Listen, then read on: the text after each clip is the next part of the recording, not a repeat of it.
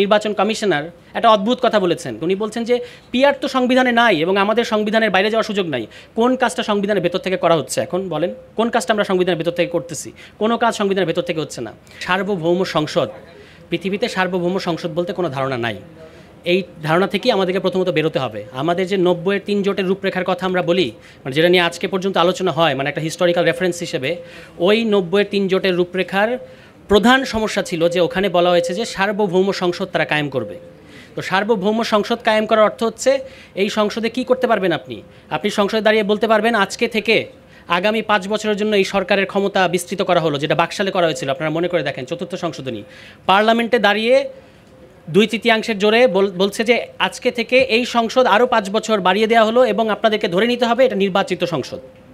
এই হচ্ছে সার্বভৌম সংসদের মানে মাঝে যা বা মজা, ঠিক আছে? তো যতবার আমাদের এখানে দলগুলোর কাছে ২/৩ ক্ষমতা ছিল, তারা এমন সংবিধানের সংশোধনী এনেছে যেটা আমাদের রাষ্ট্রকে গভীর সংকটের দিকে ঠেলে দিয়েছে। আমি আপনাদেরকে ৩টা উদাহরণ দেব। একটা তো বাকশালের কথা আমি বললাম, যখন ২/৩ ছিল এবং ২/৩ ফলে যে সংবিধান সংশোধনী করেছে যে রাষ্ট্রের ফান্ডামেন্টাল ক্যারেক্টারই বদলে দিয়েছে। এরপরে ২০০১ সালে যখন বিএনপি সরকার ক্ষমতায় আসে, তারা চতুর্দশ সংশোধনী করে, আপনারা জানেন ২০০৪ বা ২০০৫-এর দিকে। এবং সেই চতুর্দশ সংশোধনী কী ছিল? যে বিচারপতি অবসরের বয়স বাড়ানো, ৬৫ থেকে ৬৭ করা।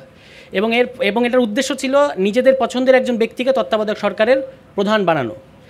এটার ফলে লগি বৈঠার তাণ্ডব দেখলাম আমরা ঢাকা শহরে, আওয়ামী লীগ। এবং এটাকে তো আওয়ামী লীগ গণতন্ত্রের পুনরুদ্ধার হিসেবে হাজির করতে পেরেছে। এটা হচ্ছে আওয়ামী লীগের শক্তি, যে এই তাণ্ডবকে আওয়ামী লীগ বলতে পেরেছে যে এটা হচ্ছে লগি বৈঠার, এটা হচ্ছে আমাদের গণতন্ত্র পুনরুদ্ধার। কিন্তু বিএনপি যখন ২০১৪ সালে গণতন্ত্রের সংগ্রাম করলো ভোটের জন্য, সেটা কিন্তু জ্বালাও পোড়াও।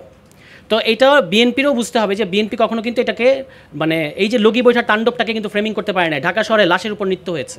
তো আমার বলার কথাটা হচ্ছে, চতুর্দশ সংশোধনী করেছে কিন্তু বিএনপি, কিন্তু সেটার ভিকটিম হয়েছে বিএনপি। কারণ এই লগি বৈঠার তাণ্ডব এবং এরপরে ১/১১ এসছে বাংলাদেশে, যে ১/১১কে শেখ হাসিনা বলেছেন যে ১/১১ আমাদের আন্দোলনের ফসল। এবং ওই ১/১১ হাত ধরে আওয়ামী লীগ ২০০৮ সালে ক্ষমতায় এসছে। ক্ষমতায় এসে কোনো ধরনের কারোর সাথে আলোচনা না করে শেখ হাসিনার প্রায় একক ইচ্ছায় আবারও ২/৩ ক্ষমতার জোরে তারা ওই যে তত্ত্বাবধায়ক সরকার ব্যবস্থা বাতিল করে দিয়েছে। এবং এর ফলে বাংলাদেশ আজকে পর্যন্ত এই যে এই গণ অভ্যুত্থানের আগ পর্যন্ত আমরা আওয়ামী ফ্যাসিবাদের মধ্যে ছিলাম। 3টা ঘটনা, একটা হচ্ছে চতুর্থ সংশোধনী, চতুর্দশ সংশোধনী এবং এই যে ত্রয়োদশ সংশোধনী বাতিল করা তথা পঞ্চদশ সংশোধনী। এই 3টা সরকারই করেছে যখন তাদের হাতে ২/৩ ক্ষমতা ছিল। এবং এই ২/৩ ক্ষমতাটা থাকে আসনের মারপ্যাচে। তো আসনের মারপ্যাচে যখন থাকে, আপনি আবার ভোটের হিসাবে দেখবেন তারা কখনো 40%-এর বেশি ভোট পায় না। টোটাল বাংলাদেশের মানুষের 40% না, যারা ভোট দিতে যায় তাদের 40%। এত কম ম্যান্ডেট নিয়ে তারা বাংলাদেশে এমন সংশোধনী করেছে যেটার ফলে আমাদেরকে ভুগতে হয়েছে। তো এখান থেকেই আমি একটু বিএনপি সহ যারা আমাদের বড় রাজনৈতিক দল, দায়িত্বশীল রাজনৈতিক দল, তাদের প্রতি আমি অনুরোধ করব যে আপনারা নিজেদেরকে বিরোধী দলের জায়গায় ভাবেন, যে আপনাকে একসময় বিরোধী দলে যেতে হবে। সেখান থেকে আপনি সংস্কারটা ভাবেন, তাহলে আপনি বুঝতে পারবেন যে সংস্কারের মূল কথাগুলো কী আসছে। যেমন পিআরের কথা এসেছে, আজকে আমি অবাক হলাম যে আমাদের ইসি প্রধান নির্বাচন কমিশনার একটা অদ্ভুত কথা বলেছেন। খুব গাম্ভীর্যের সাথে যদি আপনি একটা বিভ্রান্তিকর কথা বলেন, তবু কিন্তু ওটা বিভ্রান্তিকর কথাই থাকে। উনি বলছেন যে পিআর তো সংবিধানে নাই এবং আমাদের সংবিধানের বাইরে যাওয়ার সুযোগ নাই। কোন কাজটা সংবিধানের ভেতর থেকে করা হচ্ছে এখন বলেন? কোন কাজটা আমরা সংবিধানের ভেতর থেকে করতেছি? কোনো কাজ সংবিধানের ভেতর থেকে হচ্ছে না।